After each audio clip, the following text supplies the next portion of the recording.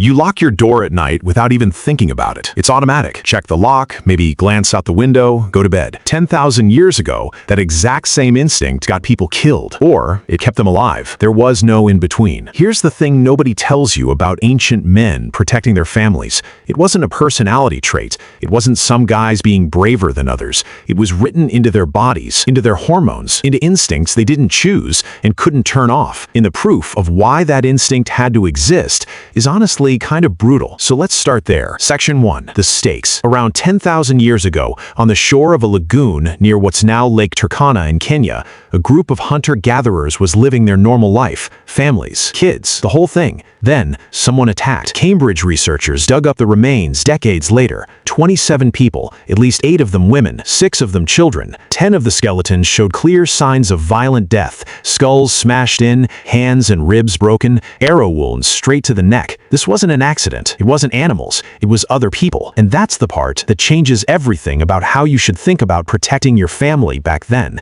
It wasn't paranoia. It was math. If you didn't have someone willing to fight for your camp might not survive the week. So evolution had a problem to solve. And its solution isn't what you'd expect. Section 2. The chemistry nobody expects. You'd think the answer is simple, right? Protection means aggression. More muscle, more anger, more willingness to fight. Pump the guy full of testosterone and let him loose. Science actually found the opposite. Researchers at Northwestern tracked over 600 men in the Philippines for years, testing their hormones before they became fathers and again after. New fathers showed a 26% drop in testosterone in the morning, and a 34% drop in the evening, and the men who were the most hands-on with their newborns had the biggest drops of all. Think about that for a second. The most protective dads weren't the ones getting more aggressive. Their bodies were doing the opposite, dialing the aggression down, dialing the sticking around up, less chasing, less competing, more staying put and showing up. So if protection isn't about getting more dangerous,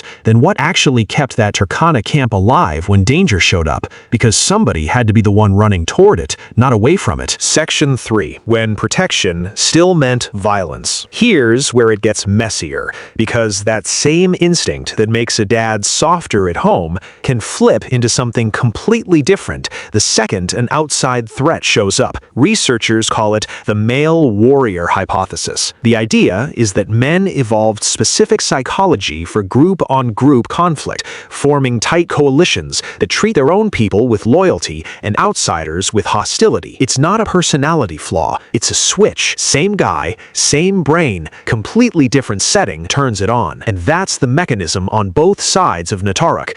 It's what built the group that attacked, and it's the exact same wiring that would have made the men in that camp stand and fight, instead of running, even against terrible odds. One instinct, 2 completely different outcomes, depending on which side of the spear you're standing on. Section 4. We're not the only ones who do this. And if you think this is just a weird human thing, it's not. Among the great apes, gorilla fathers protect their offspring, and even play with them, which actually makes them unusual in the animal kingdom. Most male mammals contribute basically nothing after mating. Humans and gorillas, we're some of the rare exceptions who stick around and put our bodies on the line. So this isn't some noble human invention. It's older than humans. We just got really, really good at it. But here's where one group took this idea somewhere you wouldn't expect. In parts of the Amazon, some cultures practice what's called partible paternity, where more than one man can be recognized as a father to the same child. And it's not random. In these societies, fathers provide crucial food for their kids and protect them from high rates of violence between groups,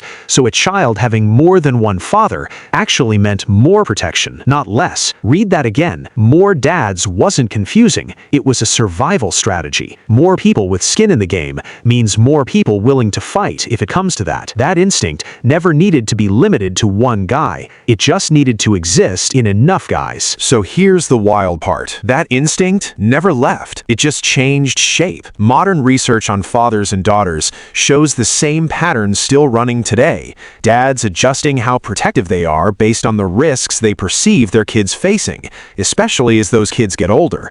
Nobody's fighting off raiders at a lagoon anymore, but the same internal alarm system is still wired in there, just going off over report cards, first dates, and who's texting who. The biggest threat you're protecting your kid from today is probably a bad Wi-Fi signal in their room.